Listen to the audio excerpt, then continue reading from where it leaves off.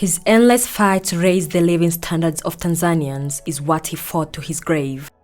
Kama kuna baya lolote linanitokea linitokee kwa ajili ya Watanzania, lakini nitasimamia haki siku zote katika maisha yangu. Magufuli wasn't expected. Nobody thought we would ever have an African president like Magufuli. If you ask a Kenyan today, they're going to tell you, corruption is impossible to finish. That guy completely killed corruption. Magufuli was a good person. Because when you look at the things he did, they are impeccable. They are great, you know. No African leader has done the things this man has done. We have never seen it. I don't even think any leader has done it. The death of Magufuli, the death of President Magufuli has taught us and shown us how you don't need to be a leader. You don't need to prove anything to the outside world. You just need to be a leader for your people. Dr. John Pombe Magufuli is a name that will forever linger in people's mind and forever remain on their tongues. Anashika watu wa Tanzania kama watoto wake yeye mwenyewe binafsi. Anaona uchungu ya watu wa Tanzania kama watoto wake kutoka kwa mwili wake.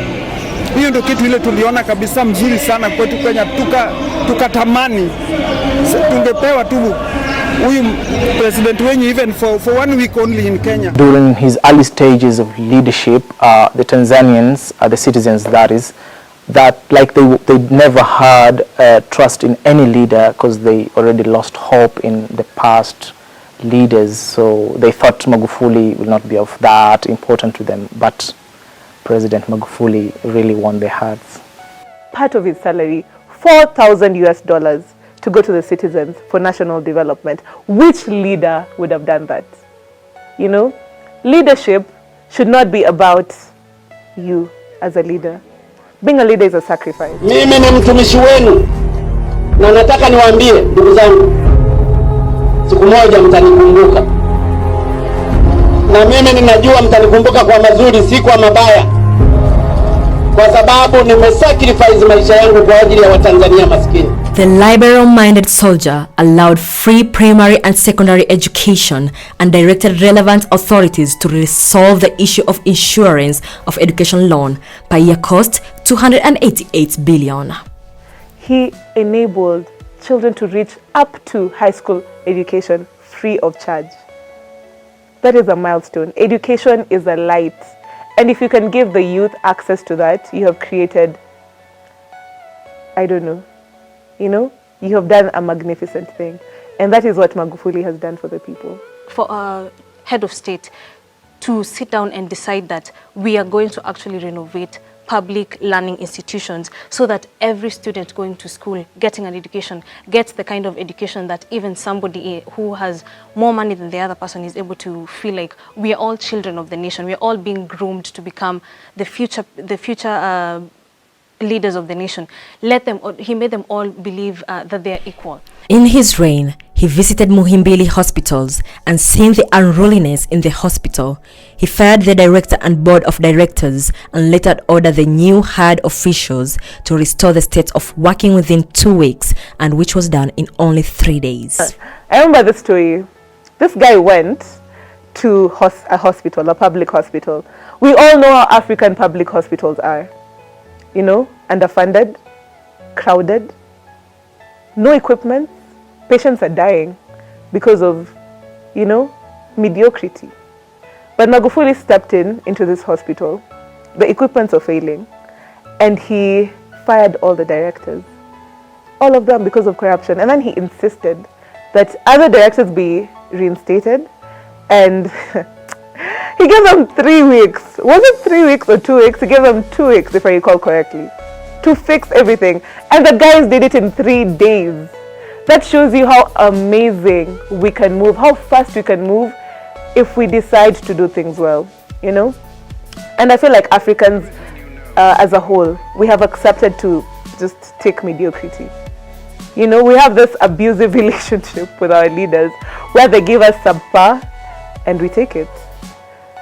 Leaders set the tone of how citizens will treat themselves, how they'll treat others, and how they'll expect to be treated.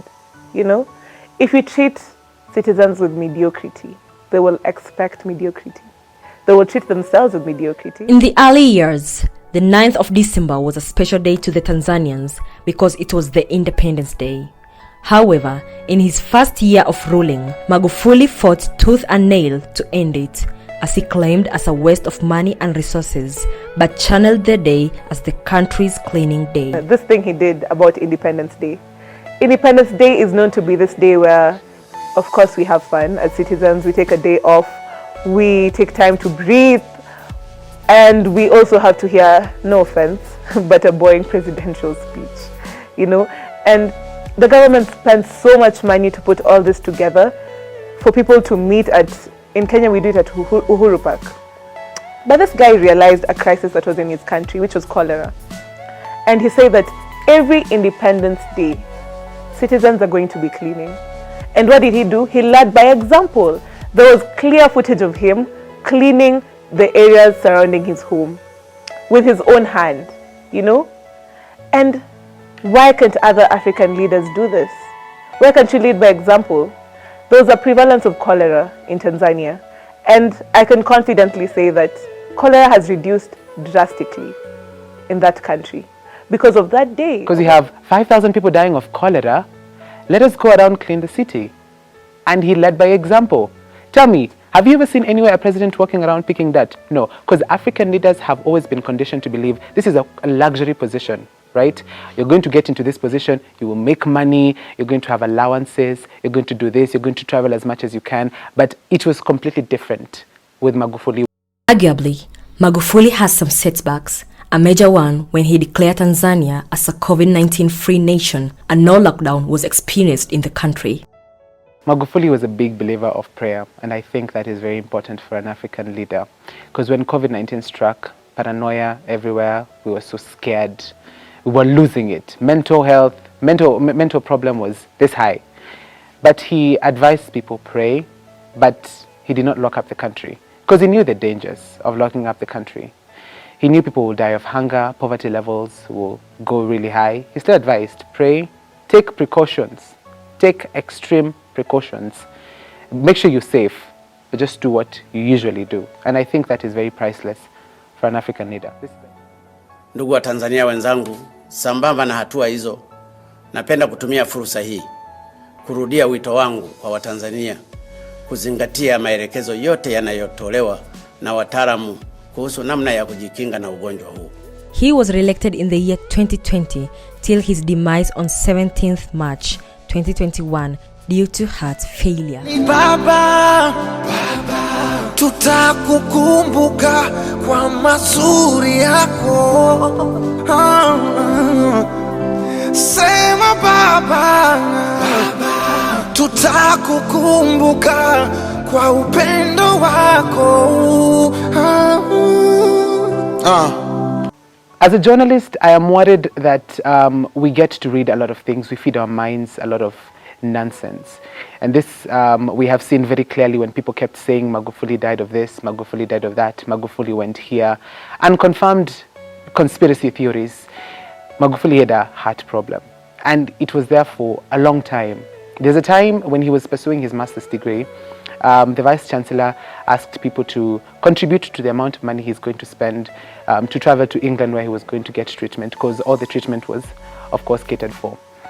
And this is enough reason for us to believe that people read a lot of things that are not helpful. And I am worried they're feeding other people things that are absolutely trash.